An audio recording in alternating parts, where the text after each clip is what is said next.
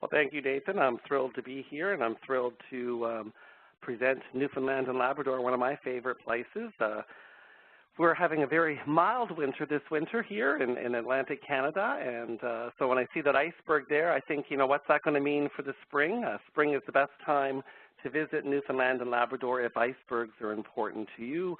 I always say June, early July is always the best time for icebergs. Of course, whales throughout the season, and of course the moose, the whales, the puffins, all of those things are very prevalent in Newfoundland and Labrador. We have a number of guaranteed departure trips that cover Newfoundland and Labrador, basically one running pretty much every week throughout the season. And our program begins in Halifax. That's the gateway in. And basically it's a 13-day trip from there, encompassing all of Newfoundland and Labrador. Very proud that we do one of the most comprehensive programs of any of the companies over there. And like all of our programs, like I said, the arrival is in Halifax, Nova Scotia. All we include on the first day is basically the overnight, and we do have an orientation reception that first evening. We do it a little bit later, so those out to dinner aren't really interrupted, and it's not a mandatory thing. It's a chance to meet your fellow traveling companions as well as your tour manager, and makes for a little easier start the next day. But on this particular program, the following day is a free morning, and the free morning is giving you the time to get used to time changes, or if there's a late arrival, and you can go out and explore the city a little bit that morning, jump on a city tour if you want, or have a leisurely breakfast, which is included at the hotel. Our partner hotel is the Cambridge Suites Hotel, and the visual that you're looking at is Citadel Hill, the fortification in Halifax overlooking the city and our beautiful harbor that you see in the forefront. And the hotel is located just below Citadel Hill, easy access to both the waterfront, the fortification, and the shopping areas of Halifax. I always say Halifax, the magic number is 20 minutes. 20 minutes walk to just go just about anywhere on the downtown core area. And once again, like I said, there's a boardwalk along the waterfront, so you might want to get out and explore. We recommend that you have lunch, and then we depart right after lunch and head up to beautiful Cape Breton Island, the island portion of Nova Scotia, where we have a nice dinner. We might even pick up some joining passengers there, because a lot of people will have come in, especially when they're coming from a distance like Australia. They may come in and do our Atlantic Maritimes tour first, which I covered a few months ago, and that's a 13-day tour that covers Nova Scotia, New Brunswick, Prince Edward Island. And on the very last day of that trip, what we do is we take our guests back to a hotel in Cape Breton, and this is the hotel that we're coming to pick people up at and have dinner prior to doing our overnight crossing to Newfoundland and Labrador. Our overnight crossing, we're on a ferry with full cabins. Like I said, we'll have a nice dinner before we get on that boat. You're seeing a picture of the ferry now. And what they do with this particular crossing, it's normally a 6-hour crossing, but they slow it down overnight so that we have to be on a couple hours before it sails. They can get settled in bed, and then there's the crossing. The next morning, we choose not to get them up on the ship for breakfast. We can get them up in time to disembark, and then we head out to breakfast in the community of Port-aux-Basque. And this particular day is quite a travel day for us. We're going to start heading up the Great Northern Peninsula of Newfoundland, and this is truly a beautiful day of scenery. You don't even need to do a lot of talking on this particular day, but our tour managers will cover a lot of items. But the water will be on your left and the mountains and fjords on your right. And you're seeing some of the mountains here now. This is the Caudroy Valley as you're heading from Port-aux-Basque up towards Grossmore National Park. Of course, on your way, there's a lot of moose in Newfoundland. I often say there's more moose than people, so it's a great opportunity to see some wildlife along the roads. And like I said, the trees aren't real large on the west coast of Newfoundland, so even if there are tree cover, you can often in the motor coach see quite clearly into the wooded area, the bog areas, as you travel northward.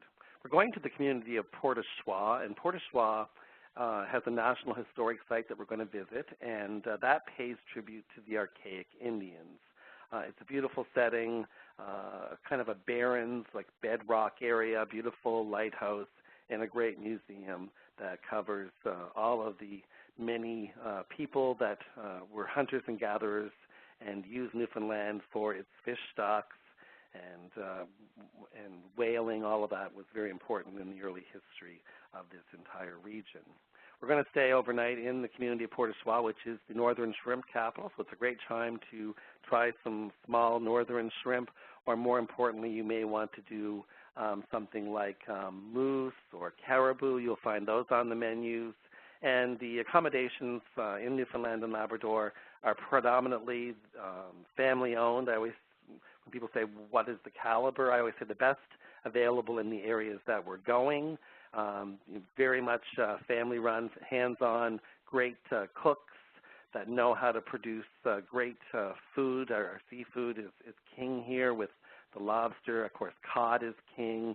You have scallops. You have, and like I said, the moose and caribou are always a great treat as well, Arctic char. And from there, you're seeing some more visuals of the Port au Choix area, the coastline. And, of course, the next morning we're going to cross the Strait of the Gulf of St. Lawrence and head towards the Labrador coast.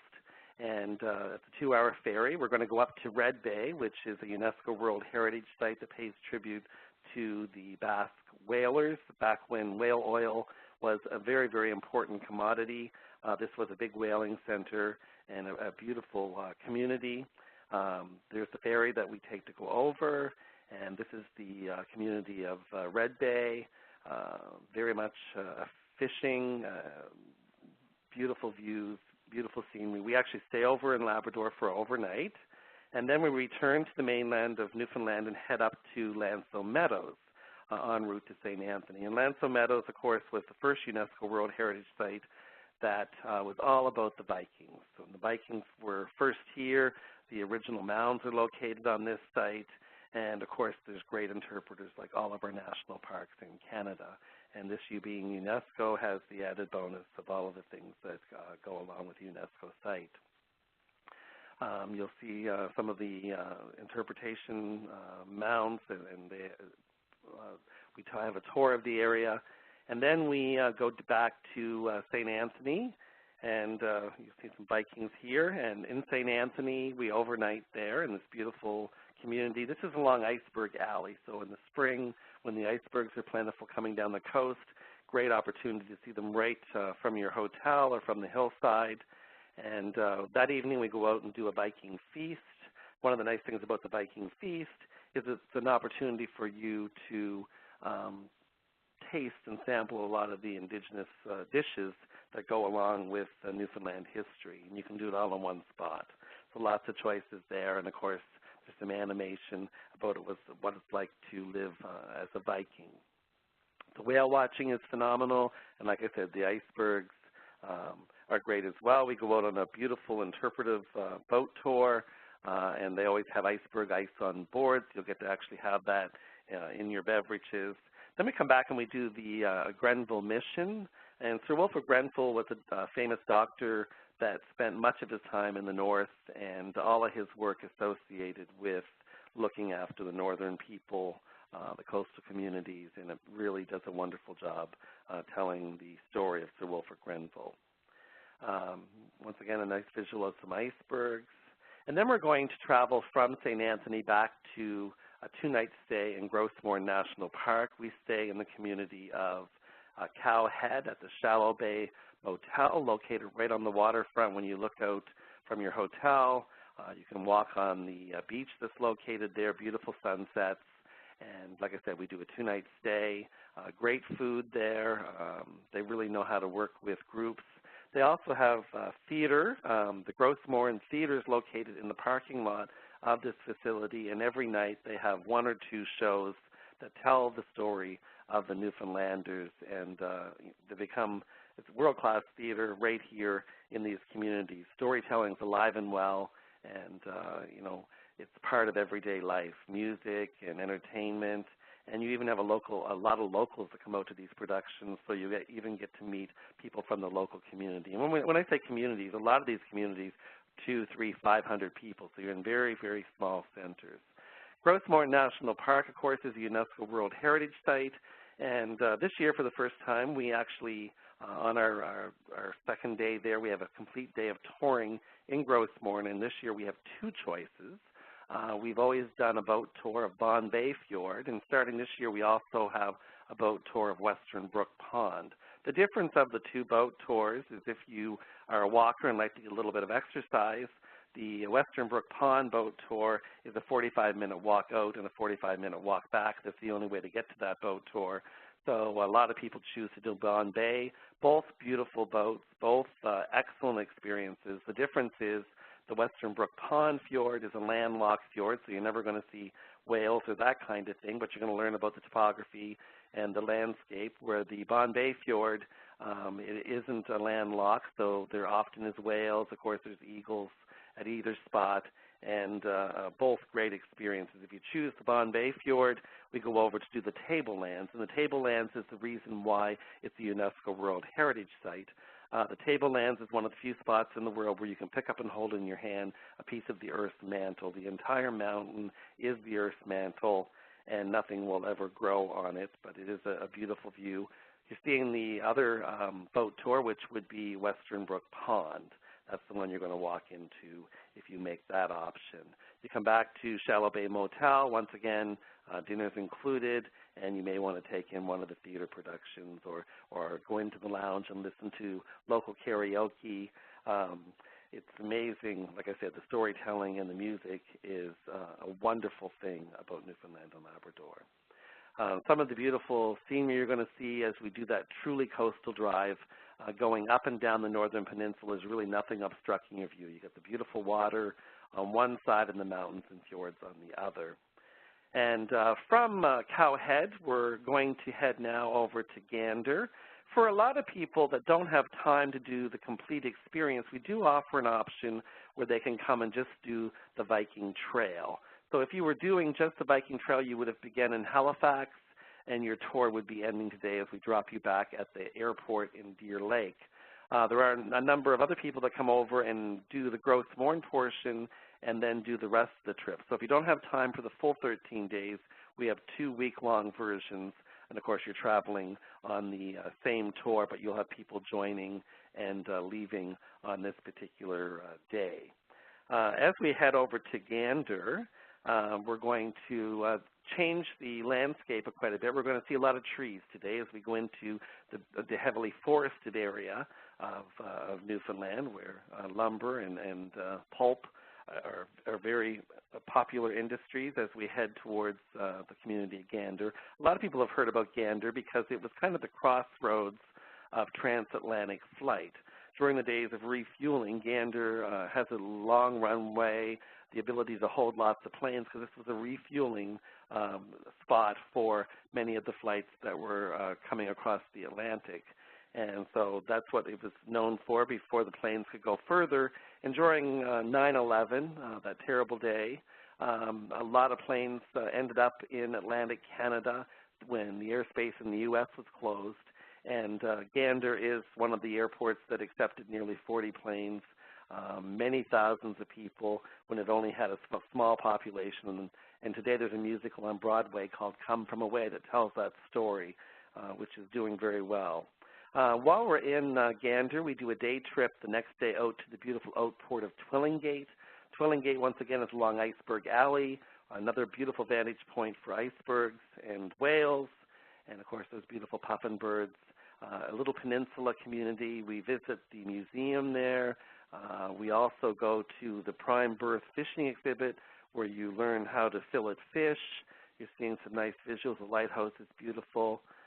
Once again, I mentioned the icebergs were great. And the Prime Berth, as I said, is a fisherman. He tells the story of the importance of fish and very hands-on, great storyteller, and always commented by our guests as one of their favorite stops on the trip. From there, we continue down to Terra Nova National Park and into the community of Clarenville. We do a 2-night stay in Clarenville, where the following day we go out to the beautiful Bonavista Peninsula and visit the historic town of Trinity and Bonavista. The scenery is very different from, like I said, the West Coast. The views and vistas are truly beautiful, and once again, at a beautiful family-owned property. Cape Bonavista Lighthouse, the beautiful beaches of Trinity. And then from Clarenville, we're going to head to the capital city of St. John's. And St. John's is a very colorful city where we're going to spend 2 nights. And we're going to tour this lovely city while we're there. You can see all the beautiful colors of the buildings. You can see the big building in the background. Of course, the church is always an important feature in any community, but the big building with the red roof is the rooms. That's the art gallery. And, of course, the rooms themselves you'll learn all about because that all played part, I should say, in the fishery.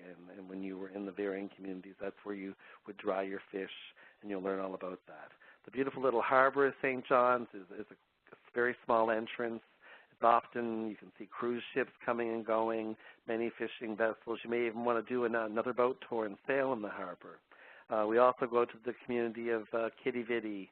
Once again, you're seeing the Narrows there and the city of St. John's in the background. And the beautiful colorful buildings. We stay in a property in the downtown core, easily walkable, and to enjoy this historic community. The next day we're going to travel down to Bay Bulls, and Bay Bulls is a community where we do our last boat tour. And this takes us out to the bird sanctuary where the whole island is covered with birds, and more importantly, those beautiful puffins. So once again, a chance for whales, icebergs, and puffins. And then we, on the way back, we go to, of course, Signal Hill in St. John's to see the vantage point of the harbors and the animation there. You see some of the folks that are part of the animation. And there's some of the puffins and the bird sanctuary that we'll be going out to. Then we're going to go to Cape Sphere. And Cape Sphere is a beautiful lighthouse, and it's the most easterly point in North America. This is where the sun comes up first.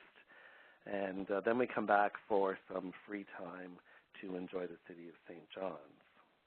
And that's where our tour ends, the final night. The next day, everyone will fly home from there. And that is our guaranteed departure trip. Now, we do a number of other programs for other companies from Australia, and we also do a huge number of customized group programs. So if you have groups that are interested in something specific, we find sometimes they need to visit aquaculture spots, those kind of things. We can specifically tailor-make group tours for exactly what your guest is looking for, and we also offer all of our escorted tours as self-drives as well. So if you have an independent person that really doesn't want to be part of a group, we can mirror either the date of our guaranteed departure or totally customize them something to suit their needs. Newfoundland and Labrador, I always recommend it's a great spot to do as an escorted because you have a lot of area to cover. There's a lot of travel involved, and of course, after dusk, it's always it can be a little bit dangerous with the amount of moose around, and so we tend to encourage that. But if you have an independent that really wants to go out and drive and do their own thing, that is very possible through us as well. And I guess that takes me to 20 minutes, Nathan, on the dot. So we'll open it up now for any questions. I know I ran through that. Excellent. Yeah, thanks, Richard. That was right on 20 minutes or 19 and a half, so well done. Do we have any questions, guys? Feel free to jump in or yeah, we hi, got one? Yeah, this is Sue, Sue Flake speaking. Hi, Sue. Hi. Thank you, Richard. That was fantastic. Do you do anything in the way of Nova Scotia, predominantly Nova Scotia and St. John's, with some of the sites for the TV shows that have been done there? Yes, we do. We have a complete guaranteed departure program that does all three maritime provinces. So we do Nova Scotia, New Brunswick, Prince Edward Island. Normally those 3 provinces get married together into one program because they're smaller provinces. Newfoundland and Labrador tends to be a more standalone destination, but we have a program that combines all 4 together. It would be a 23-day program, but we have everything from a couple nights in Nova Scotia right up to our 13-day tour that covers all 3 provinces, and our tours are all built to work together. We've tried to, as a company, take structured programming and make it flexible. So really, for us, we've been experts in this. I've been with the company. It'll be 31 years in May, and been very fortunate to have purchased it 8 years ago now. And basically, when we purchased it, we decided we wanted more comprehensive tours. So that's why we built the longer tours and then divided them in half for the North American audience that doesn't get vacations like the rest of the world. And so that's why we have nice programs that are 1 week or up to 3 weeks if your guest wants a more comprehensive program. So basically our website or letting us know, we can send those other itineraries to you as well. Fantastic. And one last quick question. Year-round? Or no, our season is really, I say, always late May, early June, up until about mid-October. Newfoundland and Labrador, June, early July are most popular because of the icebergs. But July and August and even early September are still great times to go there. That's when your best weather is going to be there. The only thing missing would be your icebergs once you hit July. So if the icebergs aren't important, then July, August, early September are wonderful. And I always remind people that in early September, you'll see less puffins because the puffins are a seabird that go back to sea after they're done with their offspring. And as later August, early September, there's more and more going back to sea. So you just won't see the same amount from that period on, but still a wonderful time to come. And for the maritime provinces in Nova Scotia, the fall is a beautiful time for our fall colors as well. So our fall colors are actually a little bit later than New England. A lot of people will come here in September. So if you're coming for our fall colors, I always say early October is a better time to come. And we even have a great festival here called the Celtic Colors Festival. So it includes those beautiful fall colors along with a Celtic music festival that lasts 2 weeks, 2 weeks in the island portion of Nova Scotia, Cape Breton Island. And we do even have a program that does that. That's just one departure that we have in the fall that covers that Celtic Music Festival. I know that a lot of those musicians do very well in Australia, and that may be something that is of interest down there over and above our great seafood culinary with our lobster, scallop, mussels, northern shrimp, salmon, Atlantic salmon. All of those are favorites from our folks from down under. Fantastic. Excellent. Thank you so much. I'll check out Cool. I'll check out your website. Awesome. Thanks very much, Sue. Richard, we have another question from Helen here. How many passengers on these trips, and what sort of vehicle are you using? On all of our tours, as I said, the guaranteed departures, we use full-size motor coaches, so they're 56-passenger coaches. And I'd like to say they're full all the time, but they're not. So usually somewhere, we don't accept more than 50 at the very most. Our preference is no more than 46. But every now and then we have partners that oversell, so I don't apologize for the weeks I run them with 15 people, but it's been a long time since that happened. But once you book your customers on any of our guaranteed departures, you don't need to worry about it canceling. So it makes it great for airfare or those kind of things. Awesome.